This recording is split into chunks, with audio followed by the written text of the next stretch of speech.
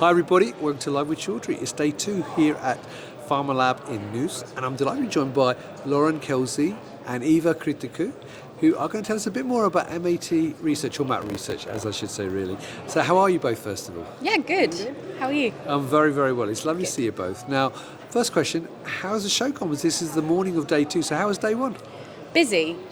We had many people popping by the booth and also stopping us, kind of walking around. The rabbit is stealing the show. Yeah, the rabbit is everywhere. So everyone recognises us wherever we go. So it's been busy. Do. And viewers, if you don't know what the rabbit is, I will share pictures because I have got a picture of the rabbit. But just to give you a bit of a feel, the rabbit sort of looks like that, but in giant size form. And actually, if you come to the booth, you can get your face as a rabbit. So there you go. Now, let's get back to a bit more serious business though. So for people not familiar with MAT research, who are you and what do you do? So we are a monocyte activation test company. So we provide a fully incorporated kit that comes with all of the components that are required to allow you to run a monocyte activation test. And that test allows you to identify pyrogens, so endotoxin, but also non-endotoxin pyrogens, so contaminants within your samples that you'll need to test to release to go into human testing. Fantastic. And for people not familiar with MAT tests though, can you give us a very quick review of what they are compared to, say, LAL tests? Of course. So we ourselves use human cells, and effectively it's a mix in well, so it's a live cell test. We mix our PBMCs in the well with our test samples, and then also our standard curves, and we get a readout of a cytokine that's pumped out of the system in response to the endotoxins that are in there, or hopefully not. And then we can look to see whether that gives us a positive test or a negative test, which allows us to then release to human testing. And that's an alternative, obviously, to those using horseshoe crab testing. It is, absolutely, yes. Fantastic. Now, this week, though, at Pharma Lab, what are you specifically talking to visitors about? So we're talking to them about the importance of replacing the rabbit test with the human equivalent. This is quite important since we all target our products to humans, not to rabbits. We're talking to them about the importance of having a good representation of the human population. So what kind of cells would that be? There will be cells that are coming from humans, from blood, and we're able to verify products safe for a vast majority of the population. We're talking to them about the importance of not using animals at all in being able to release safe products. We're talking to them about the importance of having good collaborations across every branch of science, whether it's chemistry, biochemistry, biology, in order to make it to no more animal testing.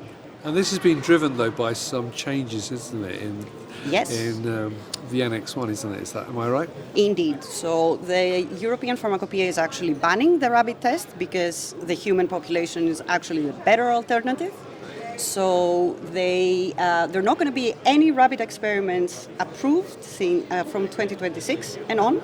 We're urging the US Pharmacopoeia to catch up with us so that we are able to also release there without the need of any more rabbit tests. And we're very eager to launch a new era. Fantastic. Now, one final question for you, though. You're here at Pharma Lab. Obviously, there's many other companies offering alternative solutions. Why should people work with MAT Research rather than those other companies? We have the cutest rabbit, right? So that for starters. We focus very much on the, let's say, good collaborative relationships between ourselves and the client. First of all, to make everyone understand why the MAT is a better alternative, to capture the biology behind the test, so not so much focus on the simple question of like, is my product contaminated or not, but also to ensure that people understand why the contamination is happening, to focus on people who are actually deeply looking into moving from the animal testing into the plate, and to actually build good scientific relationship across the board. Fantastic. Lauren, anything to add to that? Has Eva covered everything? I would probably add the kind of additional knowledge that we have within the team.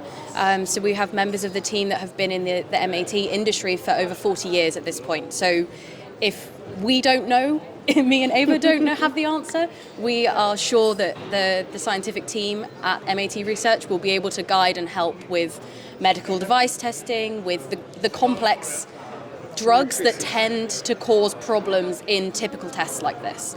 So if we don't know the answer, we know someone that does, so we'll be able to help. Brilliant. Well, look, there you go, viewers. Hopefully you'll get to see this video while the show's still on. So if it is, then come and talk to Lauren and Eva and the rest of the team here at MAT Research.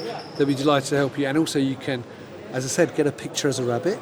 And also, maybe if we've got any T-shirts left, We've got lots of T-shirts left. get a rabbit Yes, T-shirt come and get a as T-shirt. well. So, but look, ladies, it's been lovely to meet you. Enjoy the rest of the time here in News. Viewers, thank you for watching.